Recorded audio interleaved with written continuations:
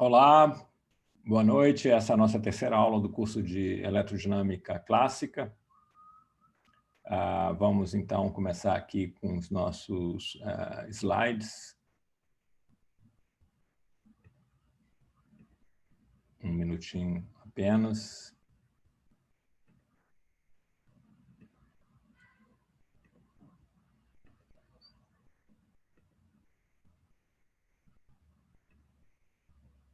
Então, esse tópico aqui, né, são as equações de Maxwell microscópicas e a emissão de radiação. A gente ainda está cobrindo esse tópico, ainda por algumas aulas, né? Vamos estar discutindo esse assunto extremamente importante, esse primeiro tópico aí. Então, na aula passada, a gente viu como a gente pode resolver as equações de Maxwell homogêneas, né, a lei de Faraday, e essa equação aqui para a divergência do campo magnético. A gente pode resolvê-las de uma vez por todas por meio da introdução dos potenciais, né, do potencial vetor A e do potencial escalar φ. Uma vez que a gente escreva E e B em termos de A e φ dessa forma, essas equações estão satisfeitas, quaisquer que sejam os valores desses potenciais aqui, né, desse potencial vetor A e desse potencial escalar φ.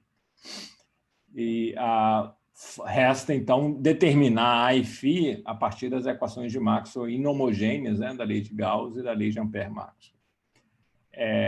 Então, a gente vai começar essa aula discutindo a questão da relação, dessa relação entre os campos E e B e os potenciais, né?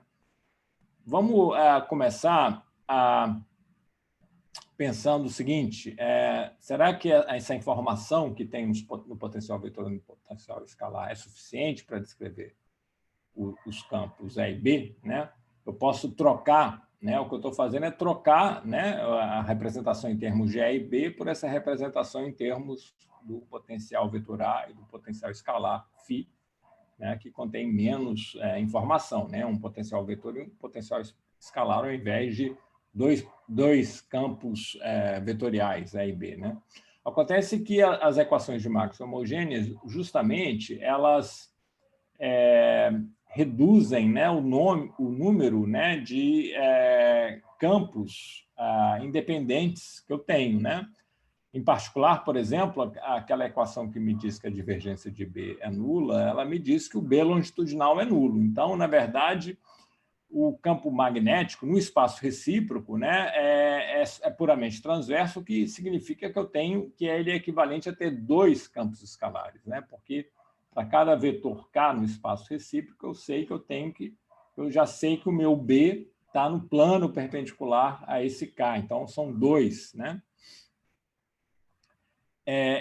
O E longitudinal, né, ele corresponde a um campo escalar, né, ele é equivalente a um campo escalar, como a gente está já discutindo, e a componente transversa do E, ela não é um campo adicional, independente, porque ela é completamente determinada pela lei de Faraday, né? O B, que é transverso, né, determina o E transverso diretamente, né, no espaço recíproco, né? Eu tenho a lei de Faraday escrita dessa forma, que é o rotacional de E, né, após tomar a transformada de Fourier, né? Tenho esse K aqui, né, que é a transformada do operador Nabla. Então, o E transverso fica completamente determinado pelo B, né, que é transverso, na verdade, pela derivada temporal desse campo B. Então, na verdade, eu tenho só três campos escalares independentes, né? As equações de Maxwell homogêneas, né, elas de seis campos escalares, por exemplo, as três componentes de E e as três componentes de B, eu reduzo o número de campos escalares independentes que eu preciso para 3, de 6 para 3. Aqui eu tenho, nos meus potenciais, 4 escalares. Então, isso mostra claramente que eu tenho informação redundante, né? Eu tenho um campo a mais do que eu preciso. E quem seria esse campo a mais? A gente já tem uma suspeita lá no final da aula passada, né? Quando a gente introduziu os potenciais, a gente comentou, né, que o potencial vetor poderia ou não ser transverso, poderia ou não, desculpa, ter uma componente longitudinal, né? A componente longitudinal dele poderia ser nula, aí ele seria um campo transverso, ou não. Ou seja, se eu olho para essas equações aqui, que me dão o E e o B em termos do A e do φ, claramente o B, né, não muda se eu acrescentar ao A um campo vetorial longitudinal, porque esse campo longitudinal teria rotacional nulo, né? Ele iria contribuir aqui, né, se eu modifico a componente longitudinal do A. Mas isso pode ser compensado modificando o φ também, né? Eu não posso compensar uma modificação no A transverso, porque o grade de φ é puramente longitudinal, né? Mas um A longitudinal pode ser compensado pelo φ. Significa, então, na verdade, que esse A longitudinal é um cara que está sobrando, não preciso dele. Posso modificá-lo à vontade e os campos E e B ficariam inalterados, desde que eu modifique também o φ. Isso é o que a gente chama de transformação de calibre. E essa questão de que eu tenho, né, claramente, até pela contagem aqui de quantos campos independentes eu tenho, aqui nesse caso, em termos da representação em termos de φ, e na minha representação original em termos dos campos A e B, aqui eu tenho 3, aqui eu tenho 4, claramente a conexão que eu tenho entre campos eletromagnéticos e potenciais não é 1 para 1, né? Eu posso ter aqui várias representações distintas para A e φ, associadas ao mesmo campo eletromagnético, aos mesmos campos A e B. A correspondência não é 1 para 1, vamos ver mais em detalhe. E isso é culpa da componente longitudinal do campo do potencial vetor, né? Eu posso mudar essa componente longitudinal do potencial vetor sem mudar os campos A e B, e isso é o que a gente chama de transformação de calibre. Vamos ver essa transformação de calibre mais em detalhe aqui. Então, aqui estão as expressões, novamente, do E e do B em termos do A e do φ, né? Posso escrever aqui novamente, né? O B é transverso, o E tem uma parte longitudinal, uma parte transversa. A parte longitudinal do E, ele é escrito aqui em termos da componente longitudinal do potencial vetor, como a gente já tinha escrito na vez passada, né? Então, a transformação de calibre é mudar esse A longitudinal aqui, não muda o B, né? Porque um A longitudinal aqui não muda em nada, né? Quando eu tomo rotacional, porque o rotacional de uma componente de um campo longitudinal é nula. E a mudança que eu teria aqui, eu posso compensar mudando o φ também. Então, é isso que eu estou implementando aqui. Vamos fazer isso no espaço recíproco, que eu acho que fica mais claro, né? No espaço recíproco, então, eu mudo o A longitudinal, né? Eu tenho o meu A longitudinal no início, né? E eu resolvo mudar para um novo, uma nova componente longitudinal do potencial vetor, que eu chamo de linha aqui, né? Então, é uma transformação dos potenciais sem linha para os potenciais com linha, né?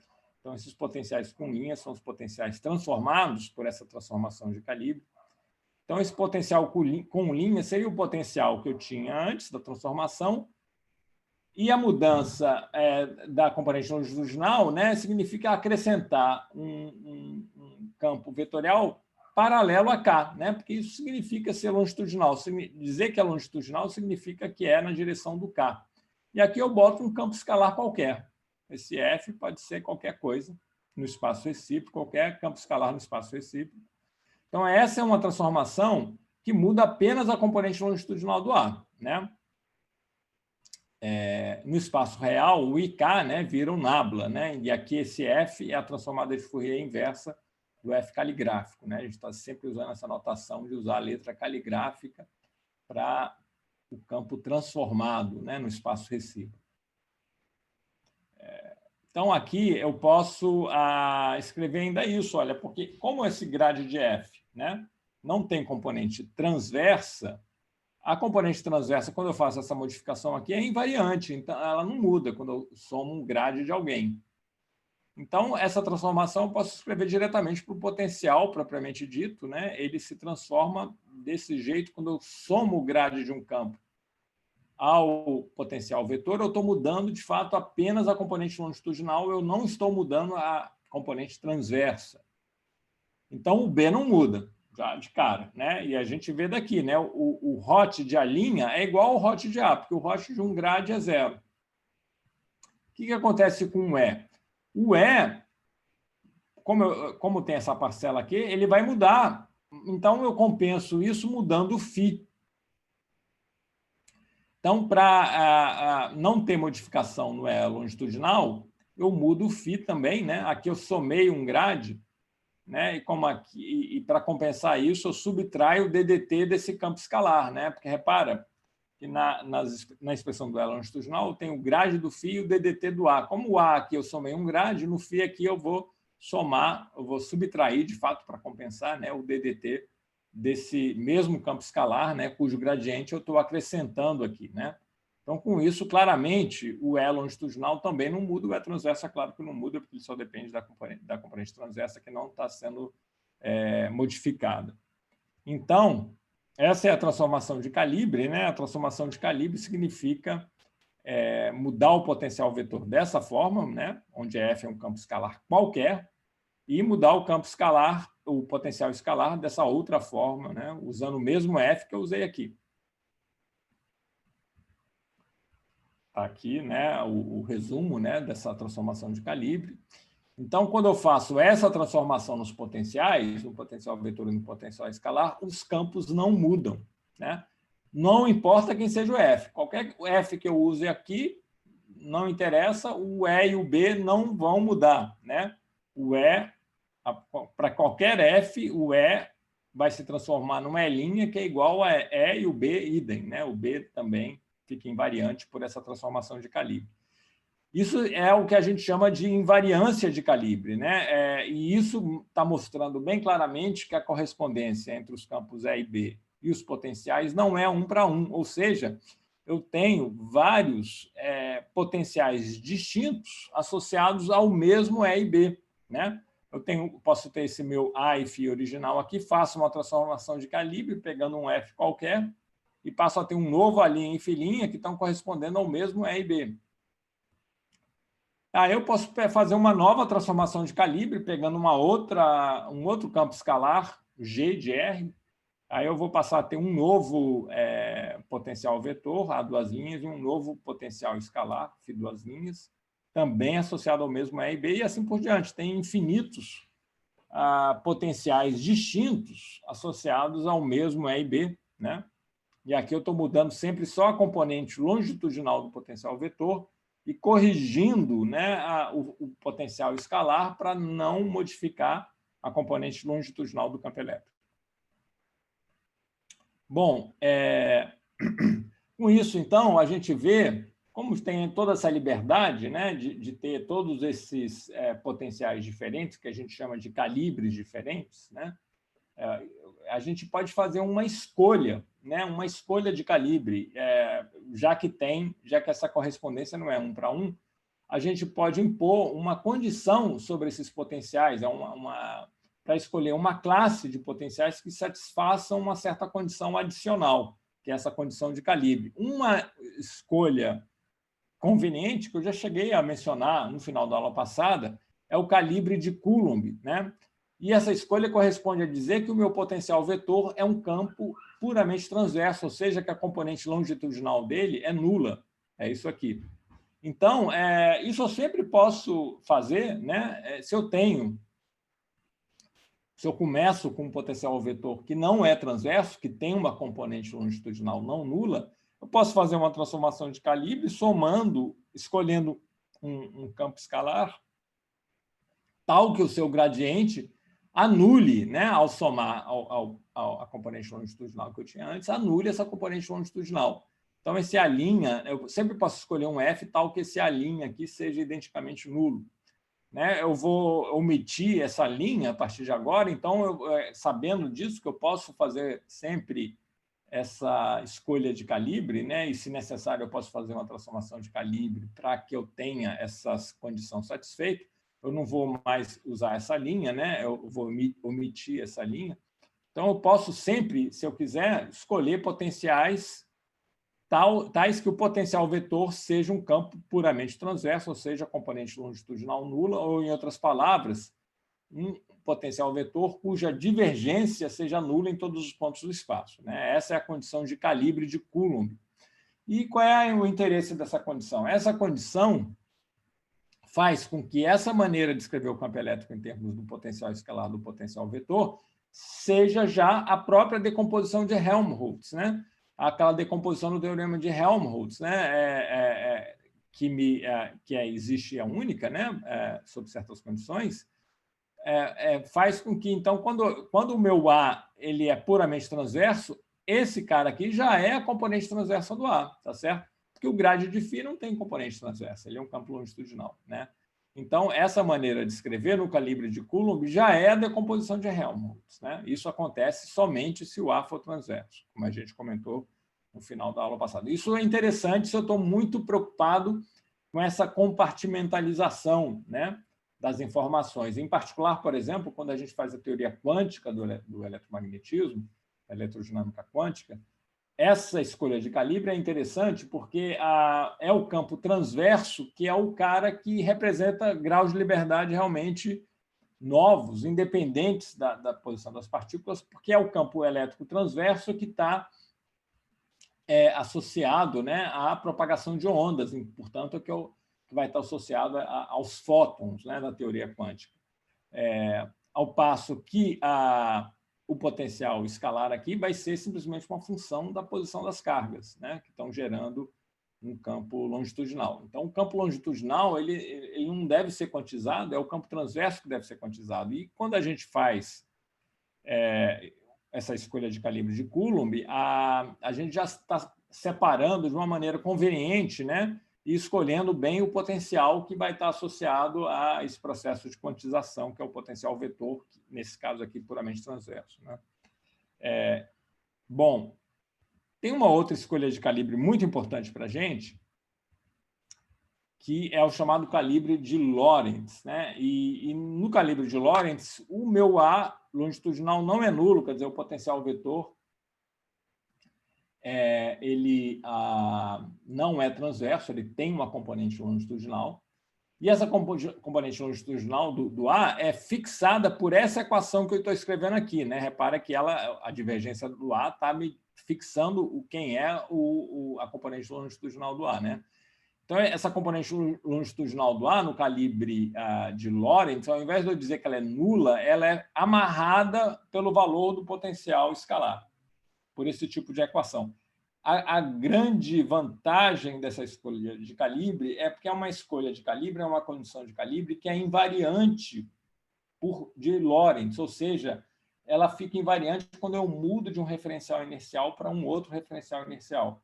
Então, se eu tenho esse calibre satisfeito num dado referencial inercial, quando eu mudar para um outro referencial inercial, essa condição vai continuar sendo automaticamente satisfeita. Então, a grande vantagem dela é essa, e mais para frente no curso a gente vai deixar claro de por que essa condição é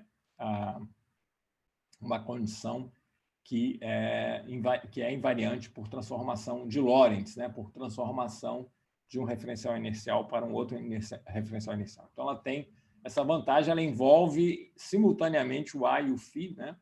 E essas derivadas espaciais e temporais aqui. Na verdade, para quem já viu a notação covariante, né, isso aqui envolve uma derivada covariante, né, de um quadrivetor, e esse quadrivetor é formado pelas componentes cartesianas do A e pelo φ, que é a componente temporal do quadrivetor, né? Então, isso a gente vai ver mais em detalhe, mais para frente. Então, vamos, então, uma vez que a gente tem isso aí discutido, né, essa invariância de calibre, né, e esses dois exemplos de escolha de condição de calibre, vamos agora voltar para o nosso problema, que é o seguinte: a gente quer resolver esses potenciais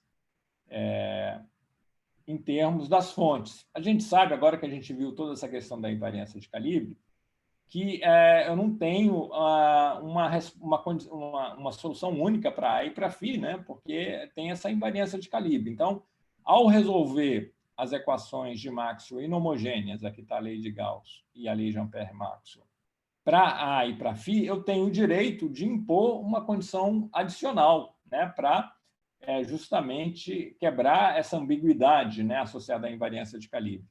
Então, eu posso escolher uma daquelas duas condições de calibre, é isso que a gente vai fazer nessa aula, né? Ou o calibre de Coulomb ou o calibre de Lorentz. A gente pode impor essa condição adicional sobre A e φ, para fixar justamente a componente longitudinal do A. Não são essas equações aqui que vão fixar a componente longitudinal do potencial vetor, né?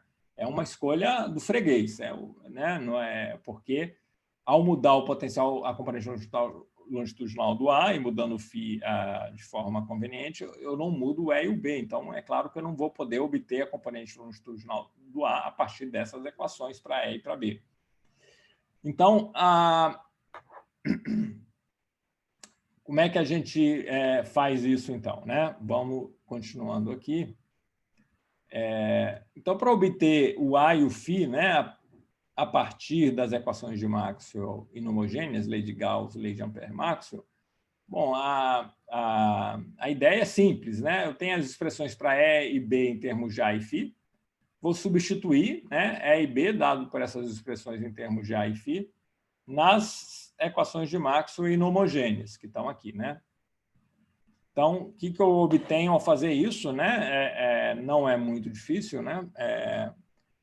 Para a lei de Gauss, né?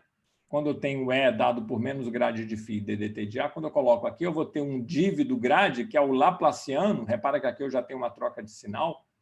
Eu multipliquei essa equação inteira por -1, então o lado direito aqui ficou menos a densidade de carga dividido pela permissividade do vácuo, né?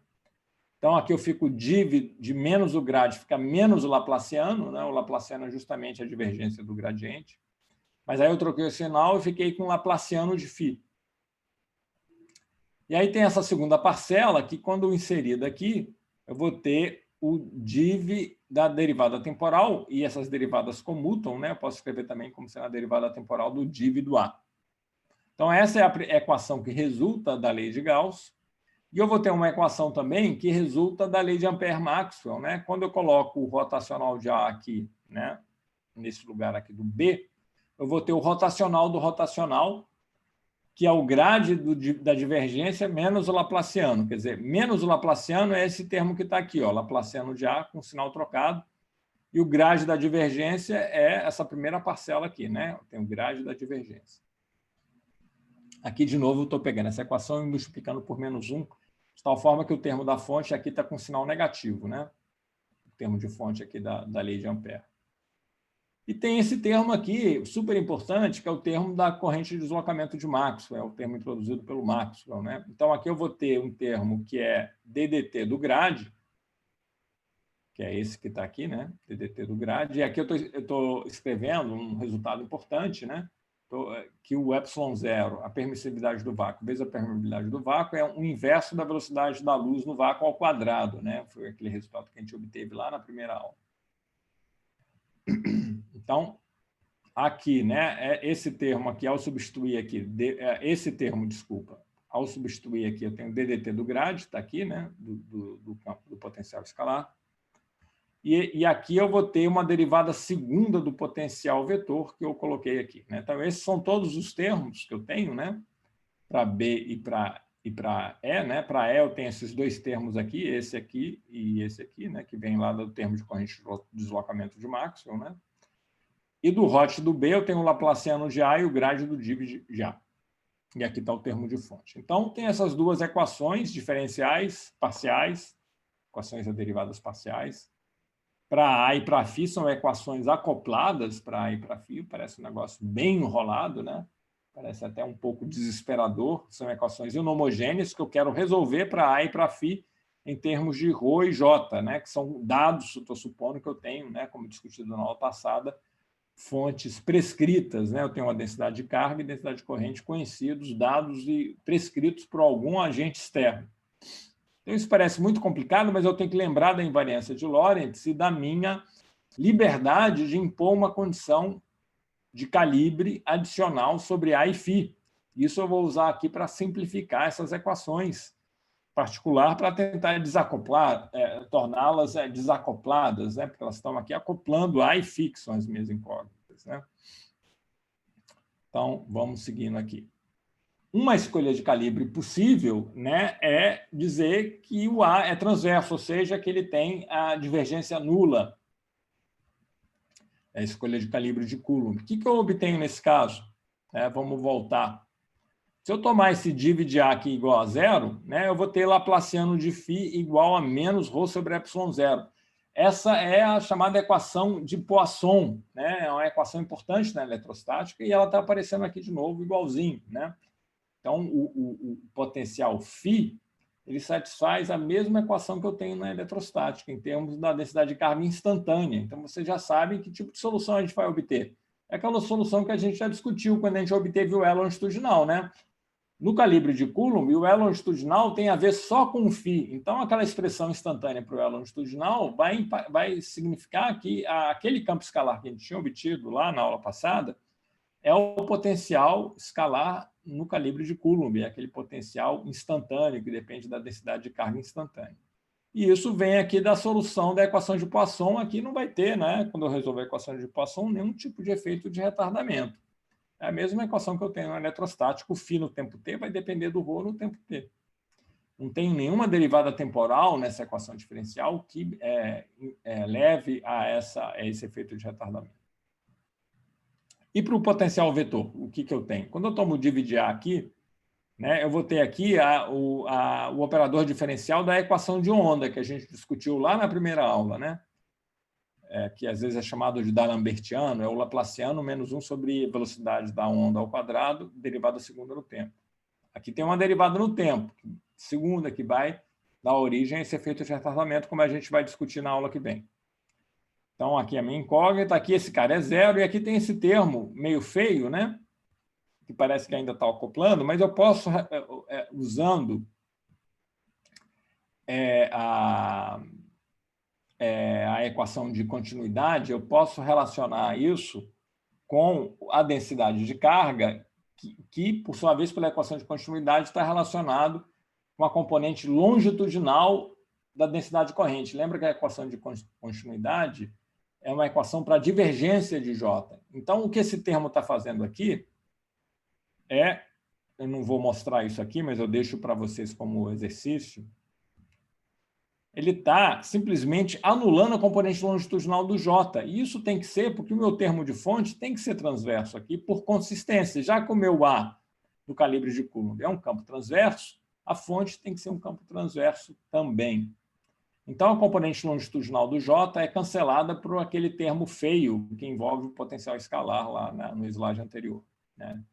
Então, eu fico com essa equação para o potencial vetor, que é a equação de onda com esse termo de fonte, cuja solução é retardada, mas tem um truque aqui meio escondido, que esse cara, apesar dessa equação ser a equação de onda que leva ao retardamento, esse A tem uma componente instantânea porque o J transverso tem uma relação não local com o J, né? Então, o A é uma solução retardada do J transverso, mas se eu for relacionar isso com a densidade de corrente propriamente dita, vai ter uma componente instantânea, e é essa componente instantânea que eu preciso justamente para compensar a componente instantânea do φ aqui. Ou seja, toda essa questão fica um pouco enrolada aqui no calibre de Coulomb, né? Essa questão do retardamento. Não fica bem tratada, fica um negócio meio complicado, meio um angu de caroço, né? Como diz um colega meu. Então, como é que isso pode se tornar um pouco mais simples aqui, pelo menos no contexto da eletrodinâmica clássica, né? É você escolher tem uma outra opção de calibre, que é o calibre de Lorentz, né? Esse calibre de Lorentz, em vez de dizer que o A é transverso, que a divergência de A é zero, eu digo que o A longitudinal está amarrado com o potencial escalar por essa condição de calibre aqui, por essa equação. Vamos voltar lá para as minhas equações originais, né? As equações para A e para φ em termos de ρ e J, que eu tinha originalmente. Ao invés de dizer, então, aqui que o div do A é nulo, como eu fiz antes, no calibre de Coulomb, eu vou substituir o div do A por menos 1 sobre C2 DDT de φ. Substituir aqui. Ó. Quando eu faço isso aqui, repara, o div do A vai ser um menos DDT do φ, com esse DDT vai dar uma derivada segunda no tempo. Então, eu vou ter aqui para o φ agora a equação de onda. E se eu for olhar para o A equação que eu tenho para o A é mais simples ainda, né? Porque, na verdade, essa condição de calibre de Lorentz é dizer que tudo isso que está dentro do parênteses é nulo. Então, esse termo aqui some e eu fico também com a equação de onda para o potencial vetor. Então, no calibre de Lorentz, né, o A e o φ estão meio em pé de igualdade e ambos satisfazem a equação de onda, né? Sendo que a densidade de carga é a fonte para o potencial escalar e a densidade de corrente é a fonte para o potencial vetor. E aqui aparece a velocidade da luz, né? Então, isso aqui é um pouco parecido com o que a gente fez na primeira aula, só que lá na primeira aula a gente tinha suposto, né, que não tinha fontes, né? O que é um pouco desagradável, né? Porque eu sei que essa onda vai ser gerada por fontes. Agora, com esse formalismo, a gente tem a condição de entender exatamente como é esse mecanismo em que as fontes geram uma onda eletromagnética. E a descrição disso vai ser por meio dos potenciais A e do potencial vetor A e do potencial escalar φ. Né? Na presença de fontes agora, eu obtenho novamente não preciso mais supor que não tenha fonte nenhuma, né? Eu tenho fontes, tenho densidade de carga, tenho densidade de corrente, e ainda assim eu obtenho a equação de onda para os potenciais vetor e escalar, desde que eu tome essa condição de calibre de Lorentz, tá certo? E aí aparece essa escala de velocidade novamente aqui, né? Ela vem, né? Aqui ela já está, né? Mas aqui o que eu tinha na lei de Ampère-Maxwell era o produto da permissibilidade do vácuo com a permeabilidade, né, do vácuo, ε0 vezes μ0. Né? E aqui eu já estou escrevendo em termos dessa escala de velocidade absoluta que vem da teoria. Bom, então, com isso, eu acho que a gente pode encerrar essa primeira parte da aula e depois eu vou gravar a segunda parte da aula daqui a pouco. Então, a gente fica por aqui, por enquanto.